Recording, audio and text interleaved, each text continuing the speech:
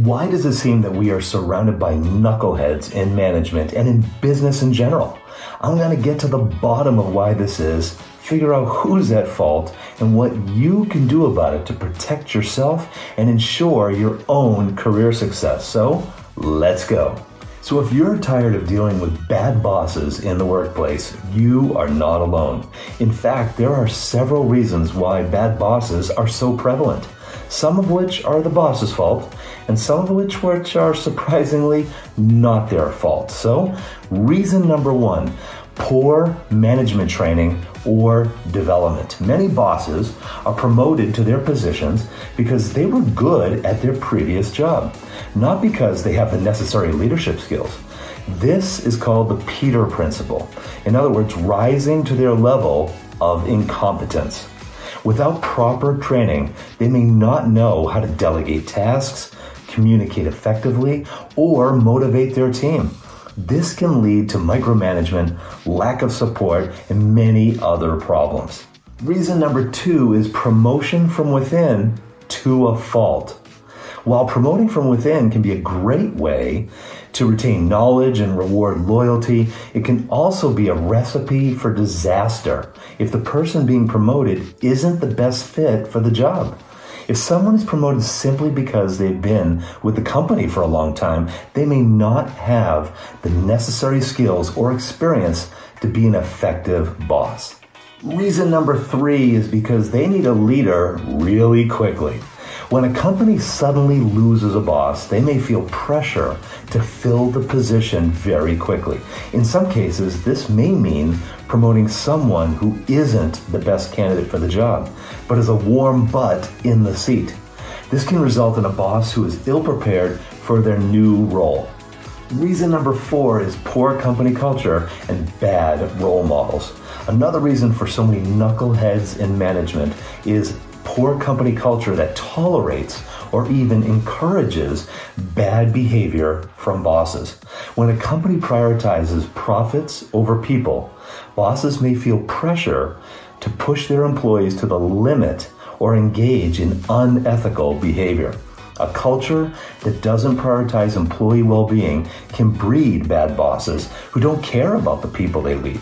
Finally, some bosses may be bad because they worked for a bad boss themselves and have had bad role models to go by. This culture can create a cycle of bad bosses who just don't know any better. Just before we get to reason number five, I've got some awesome fixes on how to deal with a bad boss coming right up. So, reason number five, lack of accountability. One major reason why bad bosses are so prevalent is that they often face little to no consequences for their actions. HR departments and leadership may be aware of the boss's behavior, but choose to look the other way or sweep it under the rug. This lack of accountability can embolden bad bosses to continue their behavior, leading to a toxic work environment.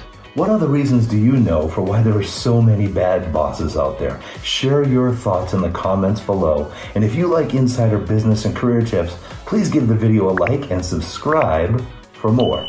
So here are 3 fixes on dealing with a bad boss. So, fix number 1.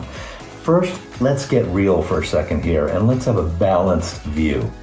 That means having a little empathy and understand that weaknesses are not always the boss's fault.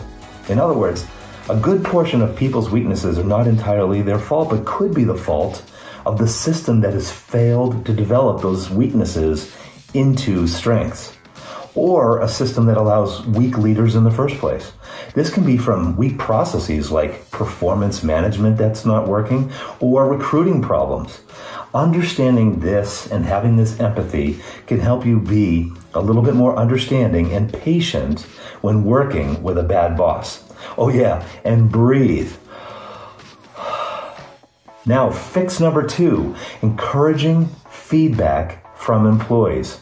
Ask your HR department about the best way to provide feedback that will help the company. Keep it constructive.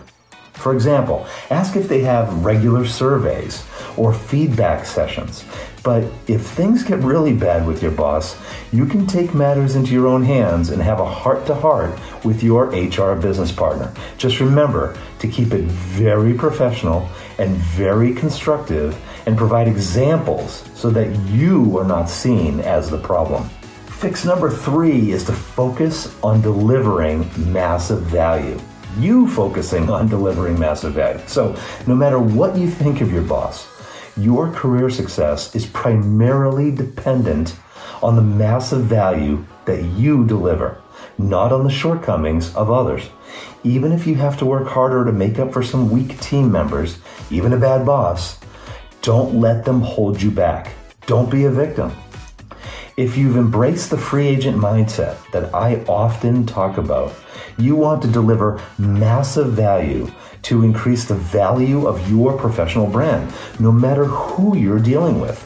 So don't let any slouches drag you down. Think back to your college days and group projects where there were always those kids who didn't pull their weight. You didn't let them drag you down, nor should you now.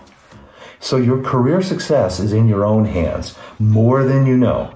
So focus on delivering massive amounts of value and let nothing stand in your way. Remember that the right time to leave your company is when you can no longer deliver massive value.